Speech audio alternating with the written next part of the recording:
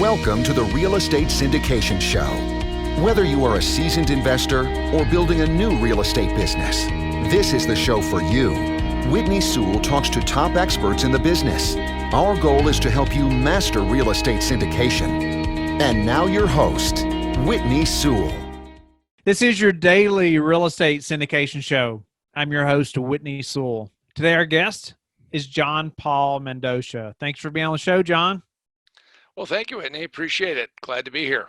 Yeah, you have an interesting skill that I think all of us, we need to know. We need to know about, and hopefully not too many of us need to know in the very near future, but it's very potential that some of us will. But a little about John. He's a deal maker, turnaround specialist, sales improviser, serial entrepreneur with 46 years experience, a consultant for 37 years. Is a professional speaker with 797 weekly, it's over 800 now, right, John? 812, yeah. 812 weekly training episodes and counting, known as Dr. SpeedSelling. Instead of going to college, get this, he went to Las Vegas and became a professional gambler in the School of Hard Knocks, which of course didn't prepare him for anything in the corporate world, but at the same time, it prepared him, is that for everything? Just everything out there. For anything. Prepared him for anything. Anything out there, yep. He went on to work in high tech, which allowed him to do something that no one in his family lineage had done, and that's become a millionaire. So, John, thank you again for your time. I'm looking forward to this, and I know you got a book too that's popular, and I look forward to hearing about that. But tell us a little bit about how you got into this, and then let's jump into why we need to understand about the turning a business around. Well, turning a business around, I got into that because I just found out that businesses, if you went and talked to businesses and said, I've got this great idea that's going to make you a lot of money, unlike the folklore that is everybody wants to hear that story and wants you to tell them how to do it, the answer is usually, NIH, not invented here. Not today when you say NIH, it's National Institute of Health, but it's not invented here. And there's just a whole lot of, we're stuck. We're not going to go do something. So what I found out is that if I went and worked with a business that was in serious financial trouble, then the whole thing changed, because then people are like, okay, listen, I'm finally in bad enough shape that I'll listen to anything, because, I'm starting to hear Bob Dylan singing, knocking on heaven's door, and I got to get something done and all that. So I really started about 27 years ago, I did my first turnaround. I've done 20 interventions. I've worked with several hundred clients, but an intervention is where I literally become embedded and bring in a team, and we turn people around. You actually bring in a team, and and get extremely involved, no doubt. Oh, absolutely. Because the first thing is that you can always tell who my clients are as you walk up to the ship that's, docked and it's on fire and the rats are running down the ropes and leaving and everything. And that's my client. It's got to be my client. It's bigger than a dumpster fire. It's a ship on fire. And, the number one thing that you have to remember when you're in that situation is that you can't have any kind of sentimentality. I had to fire, and this is something that, for all of you out there who are now struggling with the coronavirus thing, is that you have to keep your core going. And sometimes you just have to shed a bunch of people, and that's tough. And people will say to me all the time, how hard is it to fire somebody? And I said, well, it's relatively easy. In fact, I'll knock on a little wood, because we've never had a single wrongful dismissal case that went through and held up, which is like good. But part of it is the fact that we just don't have a lot of those kinds of issues, because what you have to do is you have to sometimes scrape things out, start over. And it's tough, because most people don't make it through that. They can't deal with the reality that you have to change now. Wow. Okay. So I'd love to dive into some of the things that you have to do to turn that business around. But what's the common problem that you see? I know that's what people are wondering. Well, that many businesses that they're burning, like the ship, like you talked about. What's the core issue with most of them? they lost track of where they were at. They took their eye off of the focus that they had, and now they're off doing something else.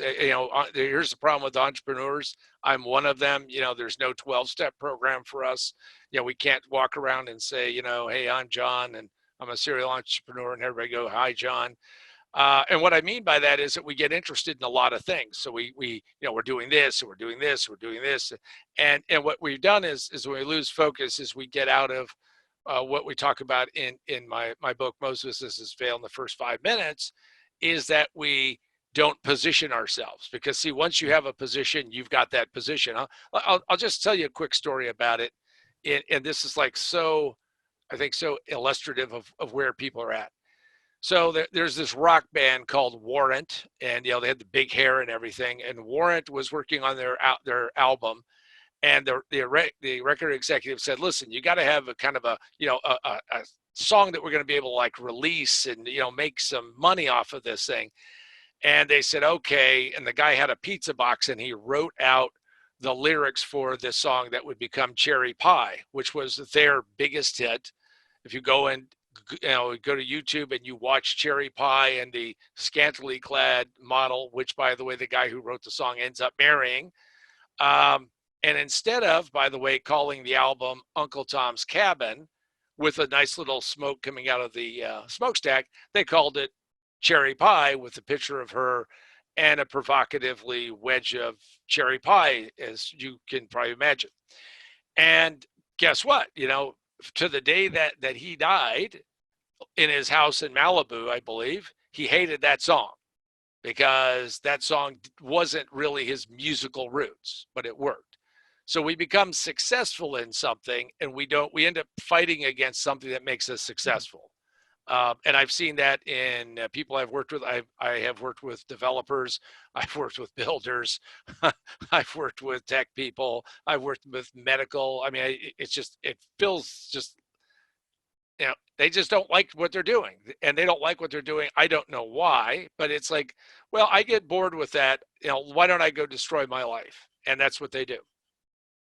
Wow. Okay. Well, help us to position ourselves better than that. Take us way back. Make sure that we're positioned so that doesn't happen. Well, the first step in positioning is kind of see, we like to think that we're going to project this, and so let me kind of split some things apart. There's a lot of branding consultants, and by the way, I believe that if you believe in reincarnation, if I come back as a lower form of life, I'll be a branding consultant. And the reason why I say that is really simple. Branding is people who take a brand and say, look, there's this brand. It has incredible brand loyalty. It is so well known. Take Harley Davidson. So just think of how smart those guys were. 100 and something years ago, they said, we're going to build motorcycles. We're going to race them. We're going to create this thing. We're going to make it through the Great Depression, sell these to the U.S. Army, take those surplus motorcycles, which then are going to be sold to guys who were kind of rabble-rousers in World War II. They're going to wear leather jackets. Then Marlon Brando is going to play a guy in the movies, and then it's going to get this bad outlaw thing. And then we're going to sell $35,000 motorcycles to CPAs who want to look like Marlon Brando when he was young, even though they're old. Right? See, simple. Isn't that easy? Except nobody can tell me how you're going to do that going forward. And most of what they do is, if you will, trim on the outside. It's not really at its core. Better to know what your values are and what you want to project. Now, whatever those values are and you project, now the market will decide. Because, see, that's the challenge. The market thinks about us the way they think about us. If you look at today's runaway success of Tesla, they don't build many cars in the big scheme of things, but they have mind share. So the people who love Tesla. You can't tell them that they don't love Tesla. I go and speak at this very high-end event, and there's a row of Teslas, and there's all these guys, and every one of these guys is worth, at least 10. A couple of guys are worth a couple $100 million, all driving Teslas. We're going to go to lunch. I go, great, I get to ride my first Tesla. Well, we're worried about the battery. We're worried about this. I got more guys jammed into my Mercedes than I've ever had. I'm like, wait a second, what's wrong with this picture? I'm the poorest guy here. And you guys, well, because, I'm worried about this. Now, great story, great positioning. And Tesla is, Elon Musk is a master at positioning because that's what he does. And positioning is about finding that hole in the market that people go, yes, this is a good thing. We like this. But not everybody, the people who are going to buy from you. Mind shares. Explain a little bit what that is. Well, inside of everybody's head, your head, my head, all the listeners, is that we have what I call bias maps. Actually, cognitive psychologists call them bias maps. And a bias map is that you order things based upon your own specific interests and what you like. It's essentially what you say, these are my preferences. So mind share is that we go there and do this. And you can go, you can't do it now because they're all shut down, but you can walk into a Starbucks, as I did with my co-author, co-conspirator, Gabe Batista, when we're writing the book. And I said, here's what a bias map looks like. Now you could sit there and write a very esoteric paper on it, or you can do what I did. So I took out the sweeteners and I said, here are 5 different sweeteners. Let's put these in order of your preference of what you would put in your coffee. And he would put in first the raw sugar, which is essentially, sugar that hasn't been refined, and then white sugar, and then Splenda, and then equal, and at the very bottom was sweet and low. That's a bias map. And the beauty of it is that bias map is accurate for him. So when he walks around, he knows that brown packaged raw sugar is what he'll go, and he'll pay money. He'll pay more money for it. So we all have that. And what I mean by mind share is that, see, we're never showing up to people having a blank slate. They've been thinking about preferences and making decisions. And if you don't believe that's the case, convince a 3-year-old that what you just put in front of them is the right thing when they say, no, this is not the right thing. It's the wrong thing. Hard to change their mind.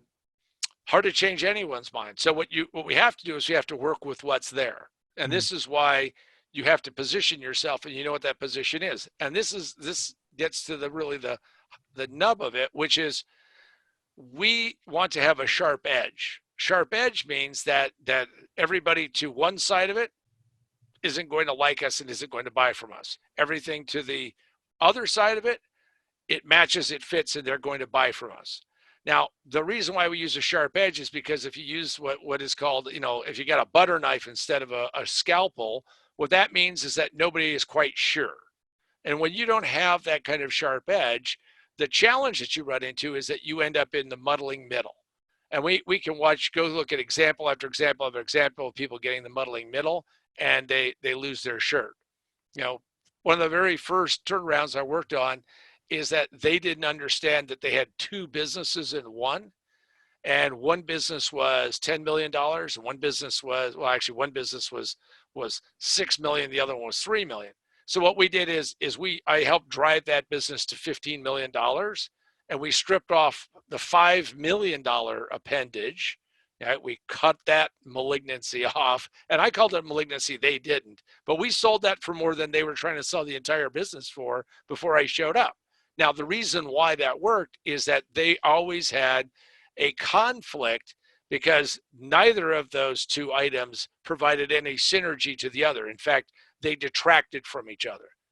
So if you're out there right now and you have that kind of conflict in a business or in your personal life, forget about it. This is why when I meet people who say, oh, I'm going to go out and get an MBA. Well, one of my rules is never hire an Harvard MBA. So I go up on stage, I say, never hire a Harvard MBA. Now, here's what I know from my Vegas days. Rarely is a Harvard MBA packing a 9 mil in his pocket, okay? I'm not worried about it. Next is that usually a Harvard MBA, though they will castigate me with multiple syllable words, are never going to walk up and punch me in the nose. Okay, I'm good. But the point of it is I create a sharp edge because a whole bunch of the audience, think about it, 300 and something million people, 2,000 people get into Harvard business every year to get an MBA, or at least start to get a Harvard MBA. So my odds are pretty good that I'm going to get the people who don't like Harvard MBAs. Now, it's not that I wouldn't exploit Harvard MBAs. It's not that I wouldn't want to be a Harvard MBA, but it's a mechanism by which I could then divide the market and understand who will or will not do business with me. Ironically, I've had 3 people after they've heard me say this walk up and say, I'm a Harvard MBA, I'm different, I still want to be a client of yours. So you tell me some of that twisted sister mindset that's inside of people. But mind share is always about how do we get their mind share, and because we only have so much time in our life to think about everything. Wow. We gotta, yeah, you gotta, and I love how you just pointed out, you gotta know what your values are and know what you want and how people are already making up their minds before you ever are presented to them, before you ever talk to them. I love the 3-year-old analogy. So what's next in helping us to make sure that we don't get in that position? Well, the big thing is to know who you are. So we always start with who you are. And then after we find out who we are is to then say, here's the next big step is, so who are the competitors in the marketplace? And I have a 100% absolutely happens every time is I'll go in and say to somebody, okay, tell me who all of your competitors are and let's list them on a whiteboard if we're there and we're talking. And I have yet to get anybody who can actually name all their competitors, because even though they've been in business, it doesn't matter. 6 months, 10 years, whatever it is, 100 years, doesn't matter. They can't name all their competitors. And I say, if you can't name your competitors, then you can't really accurately know what the positioning landscape looks like.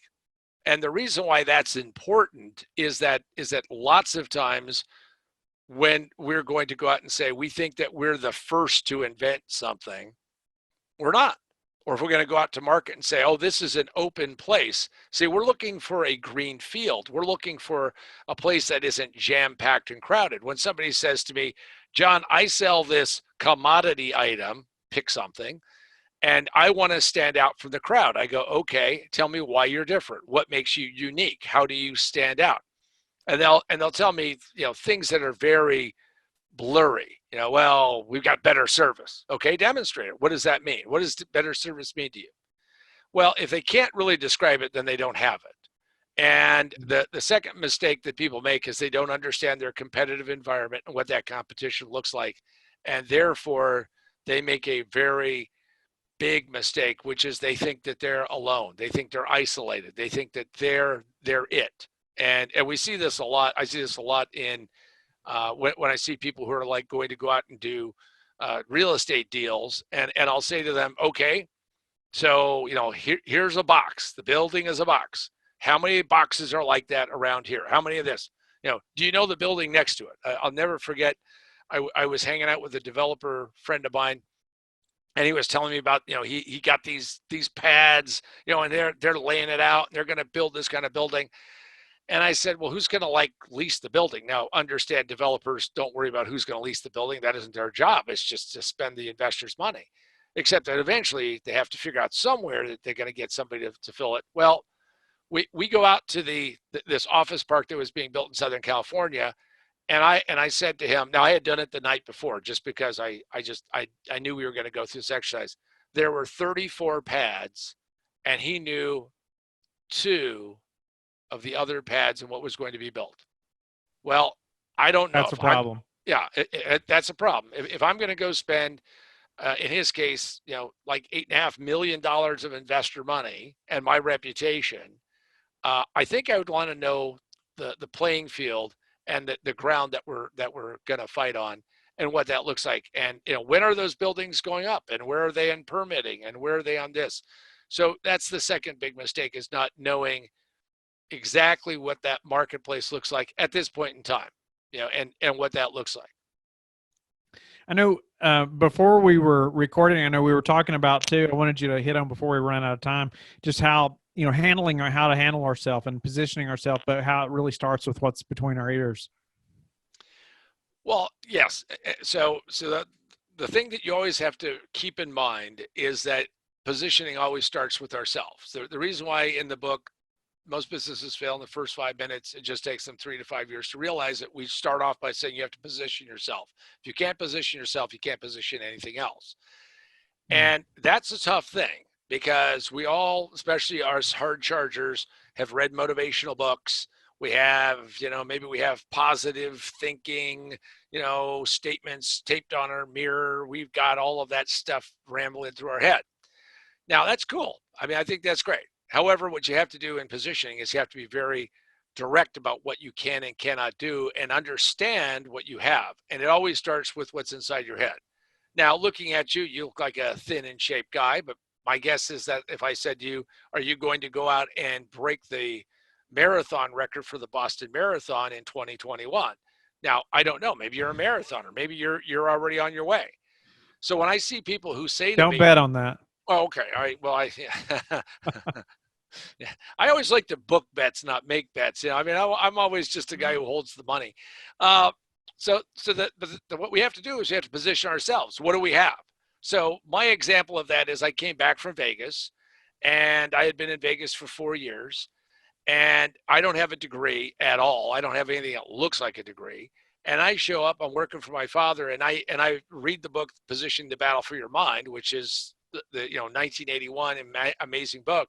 And I realized that I want to get into high tech, and I want to get into high tech for all the right reasons. First off, I would have to compete against, remember, know our competition. I was going to have to compete against engineers who were sellers. They sucked. Number two is that they paid what I called stupid money. Stupid money still exists, which is people who pay disproportionate to what the market really should be paying them. And number three is that the customer base was pretty well known. You would know who was going to buy these things. So what I did was I had to take that and take what I had and craft what my position was. What made me unique? What made me different? How did I fit this? And how could I prove that position?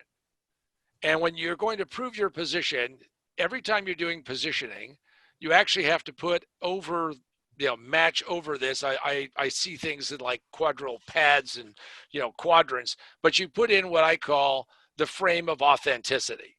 And the frame of authenticity is that I know that I'm not going to run a marathon.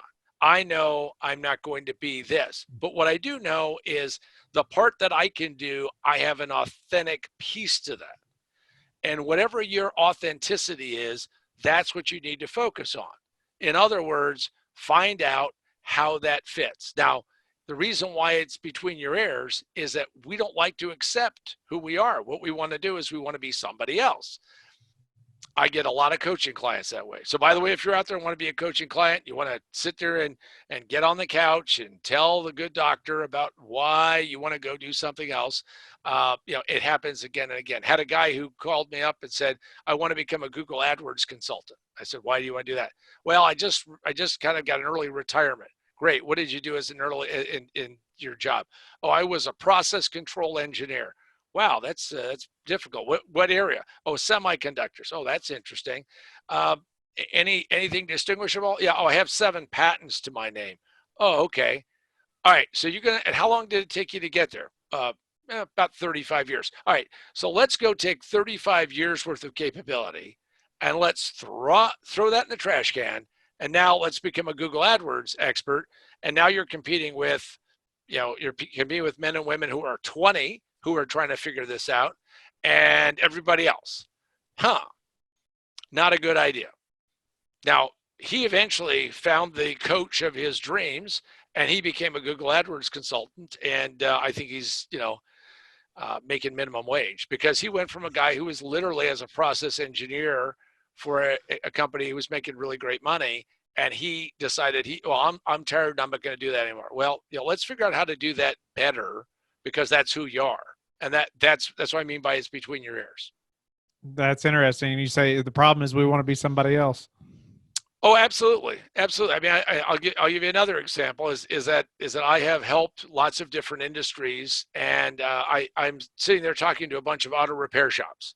And I have a method by which I can help them answer the phone, which I know sounds pretty trivial to many people who may be listening to this. However, it is the number one problem with auto repair shops.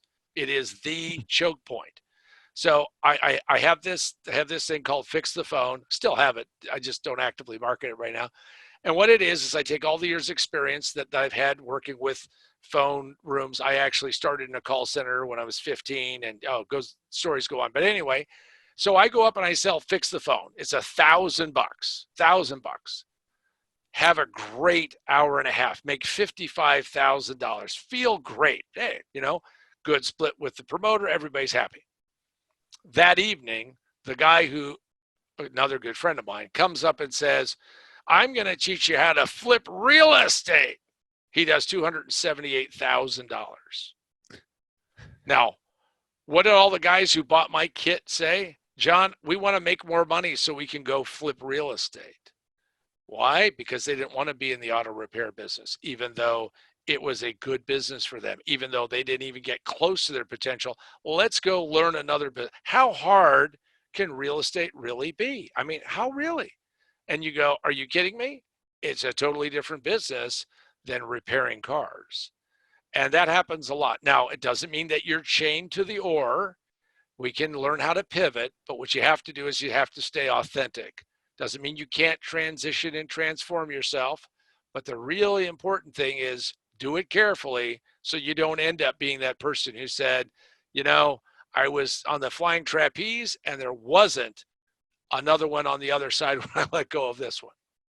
Give us a couple more pointers on the transitioning authentically before we run out of time. So one of the things about it is in my, so as an example, in my case, as soon as I understood that I could outsell most of my competitors and peer competitors. So that's another thing, is that if you work for a corporation and you have all of the, the men and women that you work for, I always view them as competitors. I never viewed them as peers. I had my few bosses that I liked, but everybody else was a competitor. Because see, we're all fighting for resources. We're all fighting for that. And what I did was I understood that the only way I was going to be able to get a lot more money is I needed to advance myself in the industry. So my positioning and my pivot is make sure that I was head and shoulders above everybody else, and then start to take that information and say, okay, how would I now apply this to a consultancy? How would I now take this and lay that out for somebody else to see? Because that's a different game. It's a different business. And it took me, because of my Vegas days. See, Vegas, everybody thinks if you're going to be a professional gambler, it's anarchy, right? There are no rules, right? You're just sitting there. It's all free flowing. Well, that's what I thought till I got there. Then I realized that there's more rules in that world than just about anywhere else. If you want to win, you want to make money. So what you do is you start now saying, okay, I'm going to pivot to this next place, but now I've got to test it, see how this works, see how this works, see how this works. And as you do that, you now have to become somebody different than you are. And that's hard, because so I'm selling high tech, but then I start going out and doing public speaking. In fact, I was doing public speaking on real estate. Now, what I found out is I couldn't get on any of the big stages because I was an unknown. So I said, listen, you have these transitions between, big speaker A and big speaker B. You got this little gap. Why don't you let me come up? I'll do a little shtick. I'll do a little story. I'll do a little stuff. And, I'll fill in the gap. If they laugh, it's good. If they cry, it's good. If they keep them happy, it's good. And then I'll introduce the next guys, which turns out to be an MC job. But they didn't have an MC because, it's a real estate seminar. Hey, give it up for, Bob Jones. Hey, Bob. And started doing that. Well, what happened is that my high-tech boss at the time, this guy named Joey, I won't say his last name, he got really pissed off. He says, well, you're not focusing on your high-tech. And I said, well, great. I just spoke to 300 people last week, and I had great responses. I had really good things that were going on. And I said, now, Joey, you play golf. I have nothing against people who play golf. I just don't understand the game. Like, I don't know why you do it. But there are people who are obsessed with it. I said, now you play golf. You tell me how you're playing golf makes you a better seller. I can tell you how public speaking makes me a better seller. So you're going to get resistance. So you have to kind of fly a little under the radar. But that's an example of, I literally started doing that and learning how to make that work. Now, as I became a public speaker, the interesting thing is I would then go back to my day job and walk in, and it was pretty interesting because eventually people would come to me and say, wow, we want you to come work for our company because you are amazing at speaking to people. Where did you learn that? I mean, did you go to go take a seminar? Well, yeah, it's called getting up in front of a live audience and getting them to laugh. Wow. So that's one tip. That's one tip, which is you got to find a way to test it. You got to find a way to do that. The second thing is I'll tell a kind of an apocalyptic story. I mean, not like the apocalypse now, but so I'm on an airplane. I'm flying from Denver to Ontario, California, and I'm sitting next to this couple. And this couple had just gotten, they were high. You know, you just could just smell it. You know, they were. And I said, well, so what's so exciting? They said, well, we're going to go buy a coffee shop in Breckenridge, Colorado. Now, I'm originally from Denver. I know Breckenridge fairly well. I said, you're going to buy a coffee shop? Said, well, yeah. We're going to go and we're going to get a HELOC. We're going to take all of our equity and we're going to go buy a coffee shop in Breckenridge, Colorado. I said, okay. Do you want some free advice? We're stuck on the airplane. I got some time. Do you got some time? And I started to deconstruct their situation. And I said, here's what I would suggest you do before you take a dime out of a HELOC. Number one is both of you go get jobs at Starbucks. Well, but we have day jobs. Good. Go get the night job. Go get the lousy shift. I guarantee you they will promote you if you show up on time. I said, but go get trained on Starbucks to see if you like that business. See if you want to do that business. See, the fantasy of doing a business is much better than the business itself. Who wants to go do the business? People will see the movie 21 with Kevin, I think it was Kevin Spacey, and come to me and say, John, I saw the movie 21. You played blackjack like that? Oh, that must be great. I said, yeah, well, it wasn't like in the movie. You want me to tell you the work part? A little quick blackjack tip. I'm sitting there doing a seminar in Vegas. A guy walks up to me and says, John, I know you used to play. I want to go play. What can you tell me? I can go play blackjack. I said, okay, well, how much do you want to bet a hand?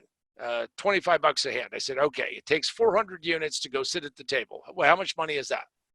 And he starts looking up at the ceiling as if the answer is going to magically appear. And I said, if you didn't come up with $10,000, if that number didn't hit your head, you do not have a mathematical brain to go play. So here's what you ought to do. How much money do you have? He says, $800. I said, give me the $800. We'll have a really good time. At the end, I'll give you $200 and you'll say, you know what? I had a good experience and I came home with a couple $100. So he doesn't listen to me. He goes down. He loses the $800. He hits the cash machine, loses another $300. He ends up having multiple ATMs. He's down like $4,000. He's like, "What do you think I'm doing wrong?" I said, "You didn't give me the $800. That's what you're doing wrong." No. So we should call you if we're going to Vegas. That's for sure. Well, yeah. Or what you have to do is you have to understand. They didn't build those big boxes in those big casinos because they have people taking the money from them. They have got this thing figured out. So that's the important thing is understanding. The real lesson of that is just like to those people going to go out and buy the coffee shop is go see if you really want to do the work that's necessary to make that happen. I don't want to make it sound like it's a terrible situation and all of that. I mean, I've had an incredible chance to do things that most people don't ever get a chance to do. I'm sure you have too. But part of it is you've got to do the other part of the work. There isn't just the fun part. There's the other part of it, especially with the current circumstance and situation that we're dealing with. Yeah. Wow. Great advice. No doubt about it. Whether it's a mentorship or something, get out there in the field a little bit before you decide to jump in and do your own business. What's the one thing that's contributed to your success, John? The ability to read people. The fact that I got this crash course on how to read people and understand people and what that looks like. And my belief is that if you're going to go out and do a deal, the most important part is the people you're going to deal with. And most of us, the money blinds us, and we'll do deals with people that we really don't want to do business with somewhere down the road. And it's one of those things where you just wake up at some point in time and say, wow, how did I get into this? And, greed will do it to you every time. So people and learning how to read people is a very important, significant skill. And how you do that is just one of those areas. Now I do a certain amount of training on that. What I'm always very cautious is I can tell people how to turn it on. I can't tell you how to turn it off. Interesting. What's one good resource to help us to learn how to read people? Well, I'll give everybody a quick tip of how to read people. And now this is aimed at men. We can do the women, the female version. But if you're going to go meet somebody, the first thing you do is you size them up, and you have to have context, right? is the first thing you look at is that, it's watch, belt, shoes. If you want to add another thing, it's haircut, watch, belt, shoes. And that'll tell you a lot about who that person is. And people will say to me, yeah, but I know a guy who looks like this. And I said, yeah, well, and Jerry Garcia looked like crap and he had a lot of money. Now, understand, in context, I would understand that I'm looking at Jerry Garcia and I'm not looking at, somebody else who's an executive. But that is a quick way to understand who they are. At another level, it's understanding that the human beings are reaction machines is probably a big part of it, and therefore people react. So now the question is are you good at evoking a reaction? And usually we are so consumed by what we're interested in talking about, we never watch for their reaction. I mean, I see that all the time when I'm talking to people, is that they will tell me something and they won't even wait for my reaction because they're already skipping ahead and not playing off of that. We just want to hear ourselves talk, don't we? Hear ourselves talk, and more importantly, we're just closed inside of our head that we just have the shields up and no input can come in. So those are some tips that I would say should help anybody. If you want to be successful, you want to know what those things are, and how you would go about dealing with them. John, we're way past time, unfortunately, but I'm grateful for your time today. But before we have to go, tell us how you like to give back. How I like to give back? You mean in life in general? Yeah, just in life in general. I would say do the unexpected thing.